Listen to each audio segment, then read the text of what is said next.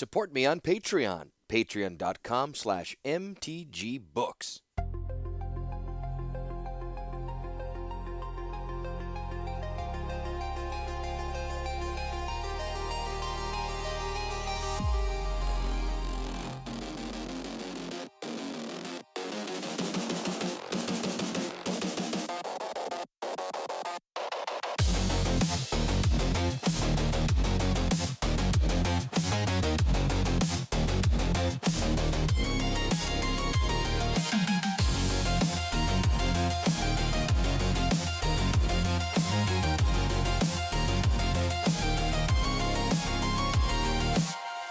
Chapter 11.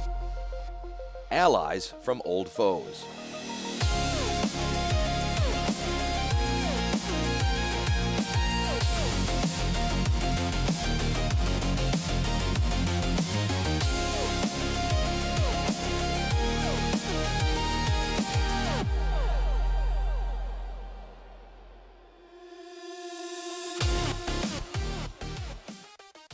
The Battle of the Mori Tumulus would decide the fate of Yavimaya.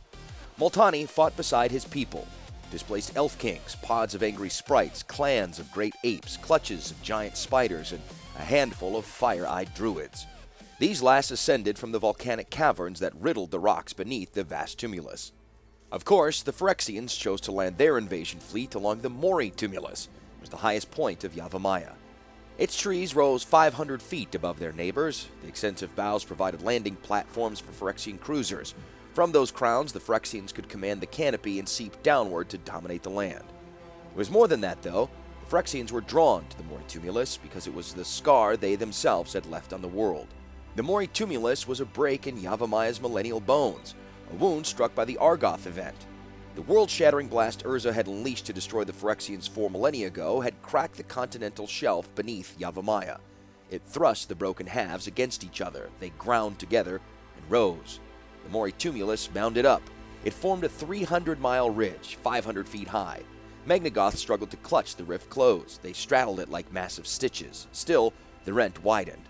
Once in a while, the world poured forth its blood and lymph in lava and steam. Even the green might of Yavimaya could not heal it. Something seethed below. Of course it drew Phyrexians, as an open sore draws maggots. That's why Multani feared this battle. Here, Gaia was weakest of all. Already, Phyrexians had corrupted the crowns. The wound in the world below was mirrored in the treetops 3,000 feet above. Here, Phyrexian ships clustered, pouring spores down to the stormy night. Leaf molds and cellulose macrophages turned once proud heads of green into black rot. Minute mechanical caterpillars ravaged leaves. Metal bugs sank shiny feet into stalks and extracted magnesium, iron, and zinc to use in growing their razor wings. Flocks of battleflies rose to flay armor and skin and muscle from bone. Other machines, spiked treadmills fronted with bear trap mouths, devoured whatever flesh they found, storing it away for testing inside the cruiser. Phyrexians had a damnable interest in the physiology of their foes. Pestilence and machines and monsters drove elves from their kingdoms. They fled downward into murky, wet hollows and shelves. One part refugee camp, one part military staging grounds, the camp bustled day and night. Other sentient defenders came here too. Sprites, druids, great apes, and of course, giant spiders. These nimble beasts, one-time foes of their elf neighbors, allied with them now. They even offered themselves as mounts to carry elf mages into combat.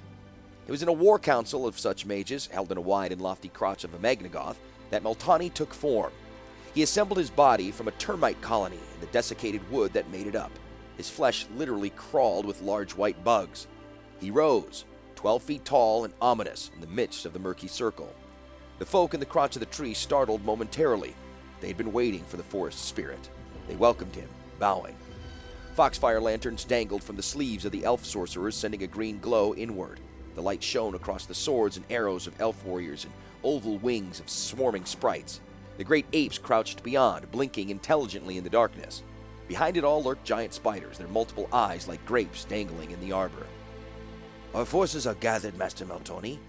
We are ready," said the eldest mage, eyes glinting beneath a mantle of white hair. "What is our objective?" Multani's voice came in the barbed whisper of 1,000 termites. "The Phyrexians offload sites. We'll slay the guards and take back the bows." Brow furrowing, the mage said, It is a thing of black corruption now. How can it be taken back? Leave that to me. Multani said ominously. He melted down into the tree bough. It was a brief council. There was no time for words. Mages mounted their spider steeds and set off through the foliage. Their sleeve lights slid away in the leaves. The elf archers, young folk with eyes sharp in the night, did not need them. They split up, some trooping up the boughs, others swinging from vines to adjacent trunks. The druids left with the same arcane silence as Multani himself, there one moment and gone the next. The apes outdid them all for silent grace, though. They swung through the boughs, their arms kin to the branches that carried them. Defenders of Yavimaya rose toward its corrupt canopy. The tangle of roots below and the tangle of boughs above joined each tree to its neighbors, making Yavimaya one great organism. The forest was a thinking thing, and Multani was its consciousness. Rising through the branches, splitting and reassembling himself, he knew the will of Yavimaya: drive the Phyrexians back onto undead boughs and destroy them and their ships. Multani ascended. He felt the tickling feet of the giant spiders across his back. Down their barbed legs dribbled armor spells sent from the hands of elf mages. They gathered massive magics from the green darkness all around. Elf archers seated themselves in nearby crotches, knocking arrows and testing their aim. Great apes clambered into lofts where they could hurl themselves down on Phyrexian heads. Clouds of shimmering sprites darted through the air. They bore spears, swords, and daggers and had adopted the tactics of battleflies. They could strip a Phyrexian in moments. The forces converged on a huge bough that teemed with Phyrexians. It was a staging ground beneath a landed cruiser. The ship was as huge and black as a thunderhead. It hung in branches that had been corrupted by Phyrexian contagions and resurrected as undead wood. A huge ramp lay open. Monsters in their hundreds coursed down. There'd be no attacking them at the ship. The wood had become monstrous itself. The staging ground, though, it was living wood. The Phyrexians not had time to corrupt it, but already they prepared contagions to pour into crevices and crotches. Multani seeped into the vast bough. He slipped up just beneath the bark. There, in the quick of the tree, knotholes were plentiful. They were his first weapons, mines beneath monstrous feet. The rest of his forces were ready. The battle would begin with Multani. Spreading himself through the vast bough, he triggered the dilation of thousands of knotholes. They yawned wide. Claws and talons dropped into those knotholes. Wood closed to trap the legs. Suddenly caught, thousands of Phyrexians thrashed. A heavy rain began. It was not water that fell, but arrows. Their stony heads smashed through carapace and rammed into chests and throats and guts. The juices there sank into the arrowheads, and the Magnagoth down packed within. It swelled massively. Popping succession, Phyrexians exploded. They burst like bugs. Plates gave way. Gray organelles spewed outward, heads vacated shoulders, legs separated from torsos. Scales ripped back, and skin sloughed off. Where monsters slumped, Multani released them. The shattered bodies tumbled away. More beasts staggered into the open holes and were caught. Multani sent sucker stalks up through the bark. They wrapped legs in tenacious tendrils which widened into inescapable branches. Up torsos they went, and squeezed like pinched sausages. Phyrexians burst. The last of the exploding bolts found their marks. Phyrexians slumped, slid from the killing bow. Out of the black night, shadows took substance. On giant legs they came. Globular eyes gleamed, mandibles dripped venom. These were giant spiders. Back them rode sorcerers, thin, elven, their fingers dancing with power. Spells roared out. Incantations lit rod-like legs before vaulting through the emptiness. Green light painted boughs and broke over Phyrexians. Green spores clung to every tissue.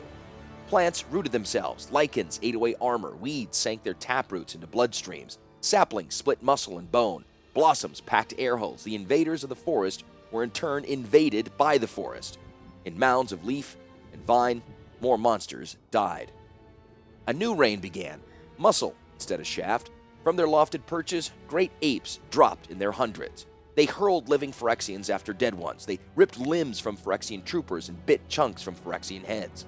This was all in the first moments, before there was a foe to fight. These were holes underfoot, arrows and spells out of darkness. With the arrival of the apes and the spider-mounted mages, though, the battle had changed. Phyrexians knew how to fight such creatures.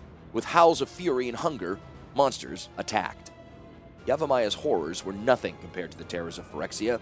Elongated skulls, fang-choked gobs, horn-tipped joints, clawed arms, leg pods, tentacles, talons, stingers. The black tide crashed against the spider mages. It was all bug flesh in those first moments. Then the spiders were shredded, and it was elf flesh and ape flesh flung on dark winds. Spells misfired.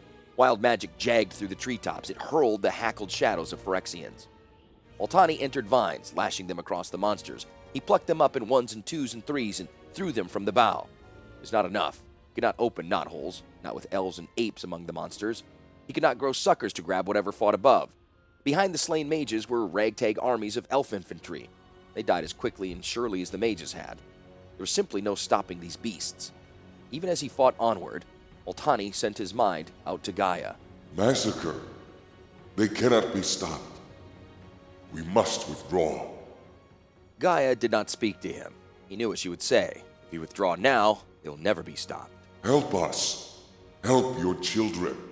Bring the others. Bring every child beneath your canopy. Else, we are lost. Why do mortals ever pray? Multani wondered to himself. Why do gods never answer? The elves were dying like elves. Unflinching, they sacrificed centuries of life. Phyrexian corpse crews followed in the wake of advancing lines. They dragged fat chains tipped with long hooks. Wherever the monsters found a body, dead or alive, they would thrust the barb through the soft flesh of the ankle. 4 or 5 elves would fit on a single hook before the corpse crew would swing it away to dangle beneath the cruiser. The chains cranked upward. The specimens were loaded on the ship for study. Gods might never answer, but Multani would. He emerged from the tree. He took his form from the quick of the bough, a huge hillside of living wood. Multani flung his fingers out in wooden spikes. They pierced Phyrexians in their scores. The monsters writhed like spitted roaches. Multani gripped them, splitting them open. This was vengeance, pure and simple. While he slew scores in his fists, hundreds flooded past him. He was losing the battle of Mori Tumulus. He was losing the Yavimaya War. Then, new allies came. From the volcanic caves beneath Yavimaya, they galloped upward. Never before had Multani's mind laid hold of such creatures. They lurked forever in the twilight world beneath the forest. Half green and half red, their skin was part scale, part rock, their bodies part saurian, part ground sloth. They had tiger's teeth and bulldog faces and feet that were claw and hoof both. The smallest were the size of a man, and the largest the size of 2 elephants. Most amazing of all were their tongues. Longer, more powerful, more dexterous than elephants' trunks. They galloped up the tree boles as if charging across flat ground. The druids had summoned them. Their enchantments had awakened the slumbering lizards. Kavu. These things were called Kavu, an ancient druid word meaning ever watchful and carved from stone. Up every bole, Kavu swarmed. In a heartbeat, they fountained out of the darkness and crashed into the Phyrexian lines. Lizard tongues lashed out, snatched up carapaced monsters, and drew them into fangy mouths. They crunched them. No sooner was one Phyrexian swallowed than a second was caught, and a third. Phyrexians withdrew up the bow. The hundreds that had flooded past Multani now fled the other way. He snatched up handfuls of them and crushed them. Kavu got the rest. Soon, it was a full-scale retreat. Forgive my mortal terrors, Gaia.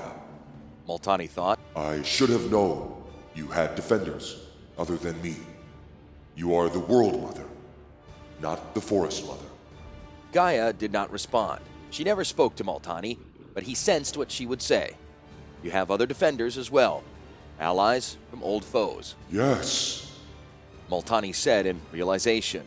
Allies from old foes.